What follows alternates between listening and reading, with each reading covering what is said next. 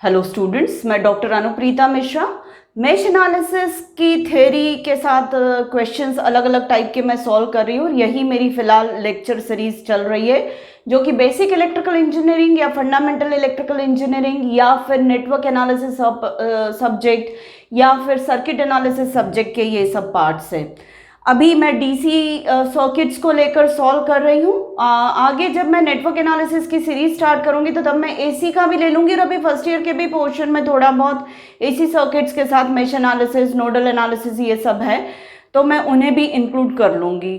और आगे आने वाले टाइम में इस अभी जो जून 23 के जो अलग अलग यूनिवर्सिटीज़ में इन सब्जेक्ट्स के जो पेपर्स आए हैं उन्हें भी मैं सॉल्व करूंगी। जो जो टॉपिक्स मैं पढ़ा चुकी हूँ उन टॉपिक से रिलेटेड क्वेश्चंस को मैं सॉल्व करती रहूँगी आगे आने वाले टाइम में। तो प्लीज़ मेरे वीडियोस को आप एंजॉय करिए और किसी को अगर कोई टॉपिक क्लियर नहीं हो पा रहा है और डेप्थ में वो चाहते हैं तो मुझे प्लीज़ कमेंट सेक्शन में लिख कर भेजिए, मैं वो सारे टॉपिक्स पर भी वीडियो बनाऊंगी।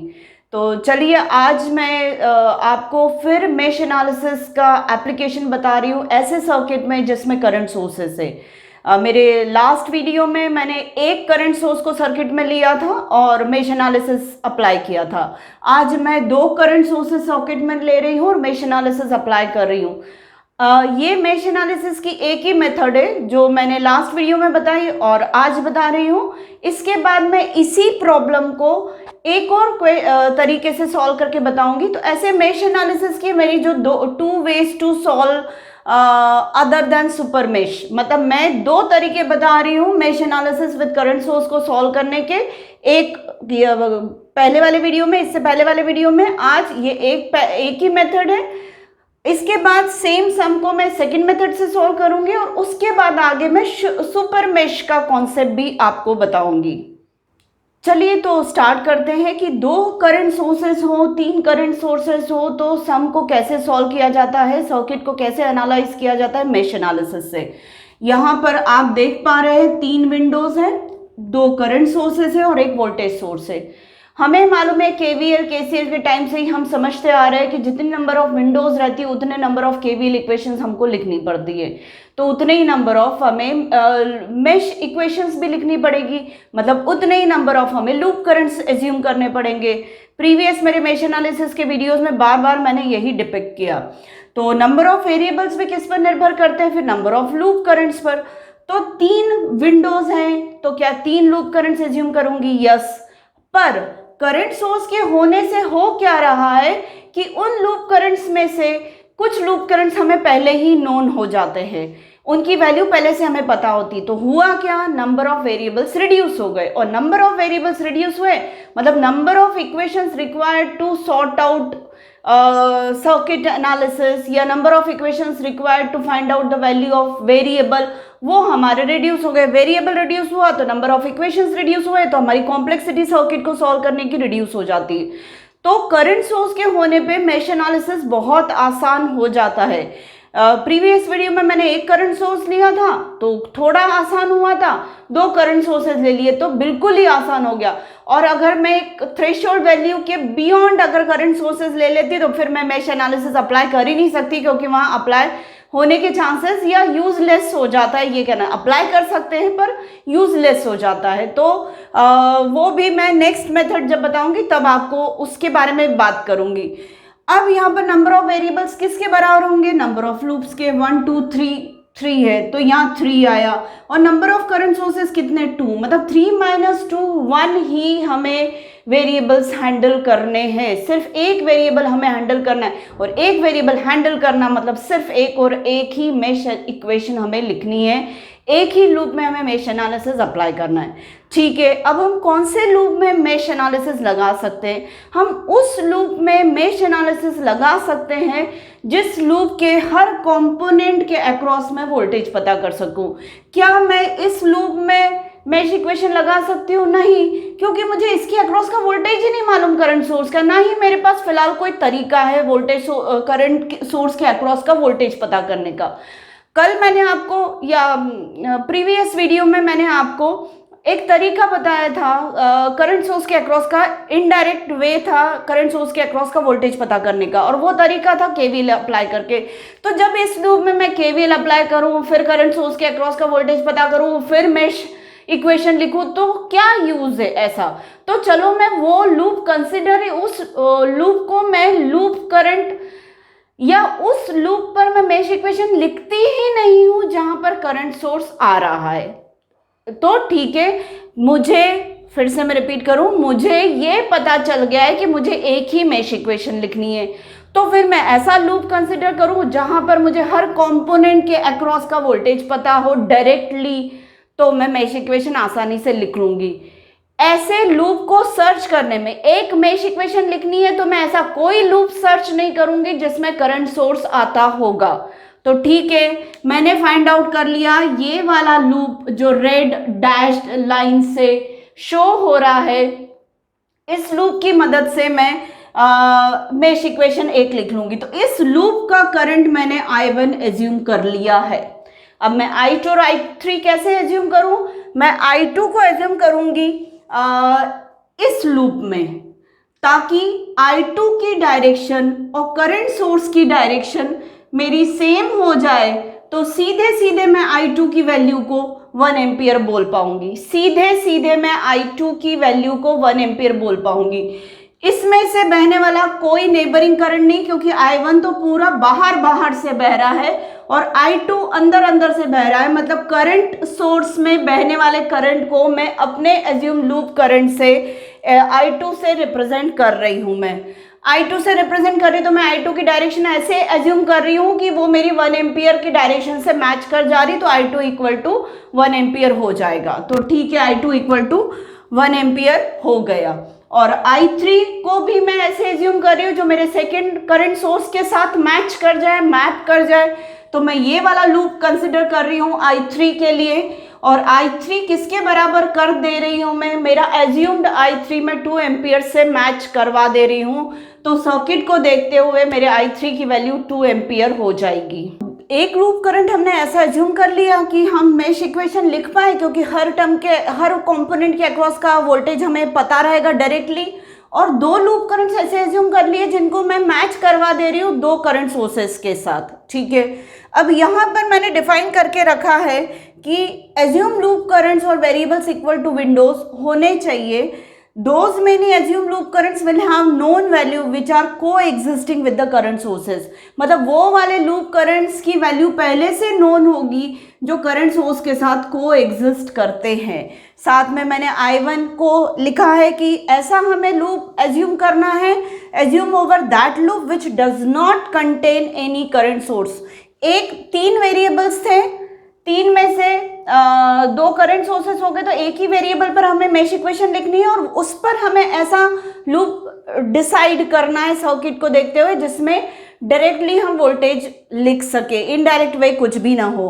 तो अभी मेरा जो लूप पाथ कंसिडर कर रही हूँ I1 लूप करंट के लिए जिस पर मेश इक्वेशन लिखनी है, उसका पाथ भी मैंने यहाँ मेंशन कर दिया है, और I2 और I3 के पाथ्स भी मैंने मेंशन कर दिए। अब चलिए अपन मेश इक्वेशन लिख लेते हैं इस वाले लूप पर। क्या है हमारा रूल कि इक्वल टू के एक तरफ वोल्टेज सोर्सेज की क्वांटिटी आती प्लस या माइनस साइन के साथ।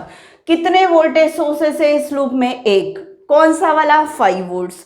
5 वोल्ट्स के पॉजिटिव पोलैरिटी से I1 निकल रहा है कि निगेटिव पोलैरिटी से? तो पॉजिटिव पोलैरिटी से निकल रहा है, तो मैं +5 लिख दे रही हूँ इक्वल टू।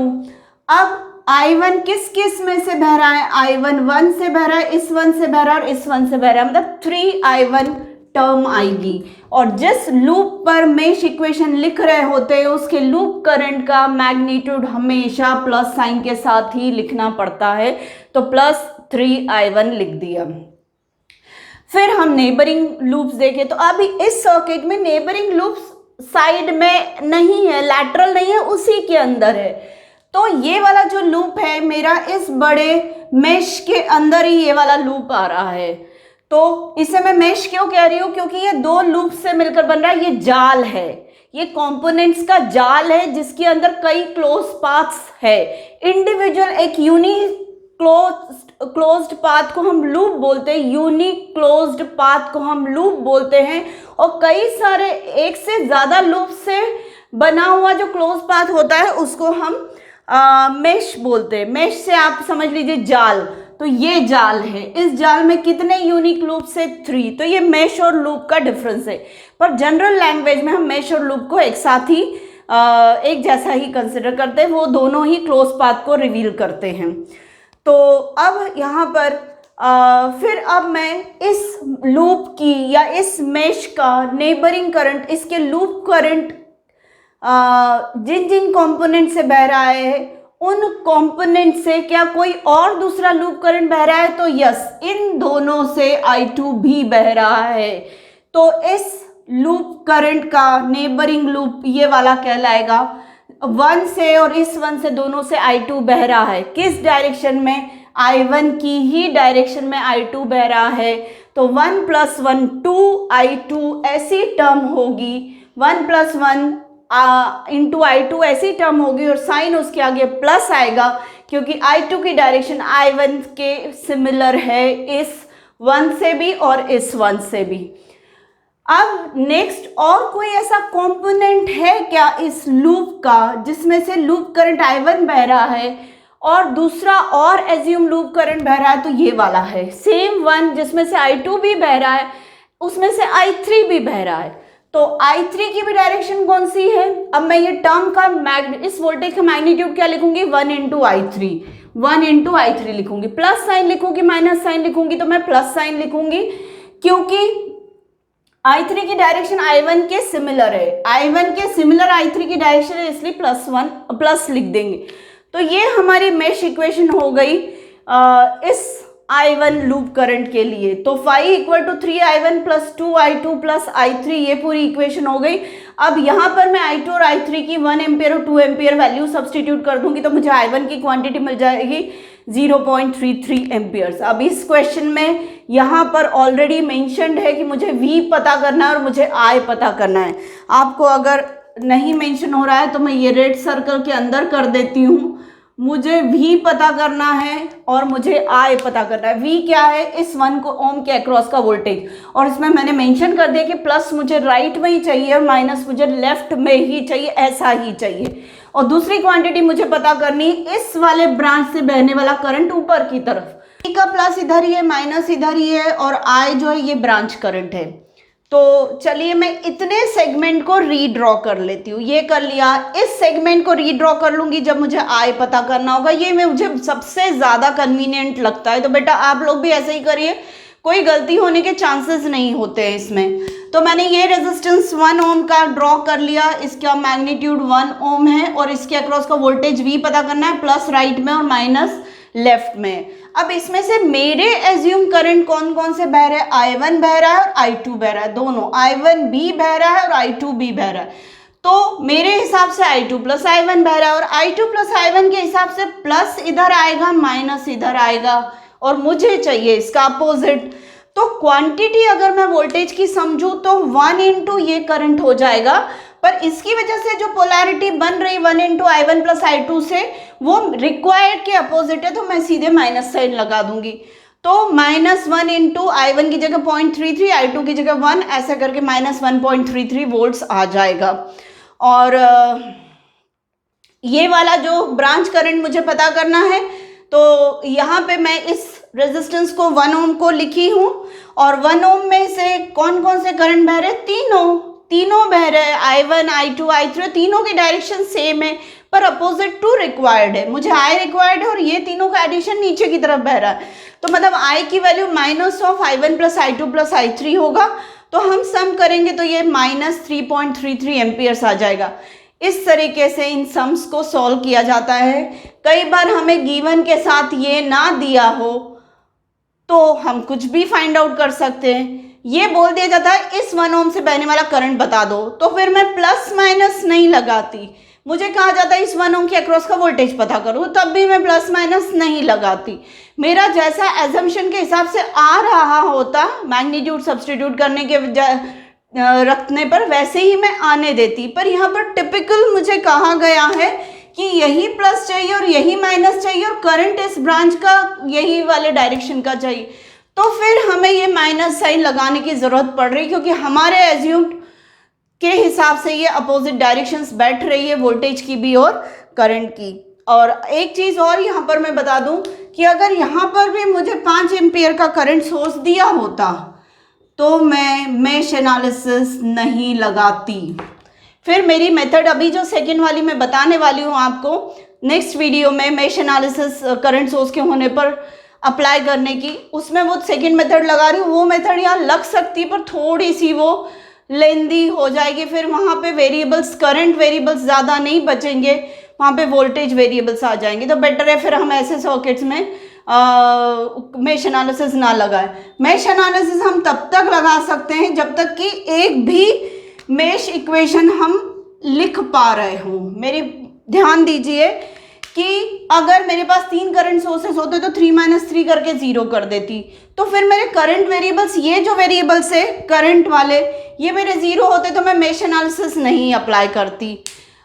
मेश एनालिसिस तभी तक अप्लाई कर सकते हैं जब तक कि number of windows are greater than number of current sources. जब तक नंबर ऑफ लूप्स जो हैं वो ग्रेटर हो नंबर ऑफ करंट सोर्सेज से, जब तक कि नंबर ऑफ लूप्स ग्रेटर हो नंबर ऑफ करंट सोर्सेज से, तब तक ही आप मेश एनालिसिस अप्लाई करिए। अदरवाइज आप फिर किसी और मेथड पर जाइए। फिर से मैं बता दूं, अगर 2 करंट सोर्सेज है तो 3 - 2 का 3 विंडोज हैं, 2 करंट सोर्स है तो 3 - 2 = 1 मेश इक्वेशन लिखी जा सकती है। अगर 3 विंडोज है और 3 करंट सोर्सेज होता है तो 3 - 3 0 होके कोई मेश इक्वेशन नहीं लिख पाते।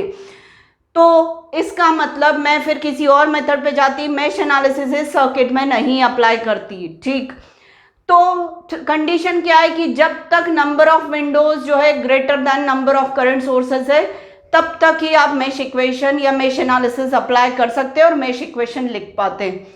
तो उम्मीद है मेरे बताए हुए ये छोटे छोटे कॉन्सेप्ट्स आपको क्लिक कर रहे होंगे और आप इसे अप्लाई भी करेंगे।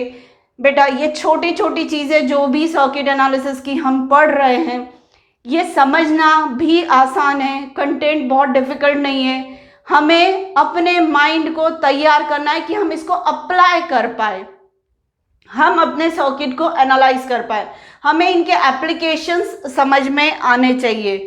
तो वो ज़्यादा इम्पोर्टेंट हो जाता है कि how to apply, where to apply.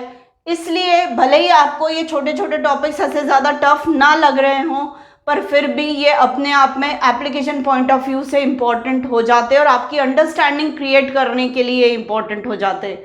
तो उम्मीद है आपको मेरा आज का वीडियो पसंद आया हो तो तुरंत लाइक कर दीजिए और मेरे चैनल को लाइक, शेयर और सब्सक्राइब करिए। Thank you.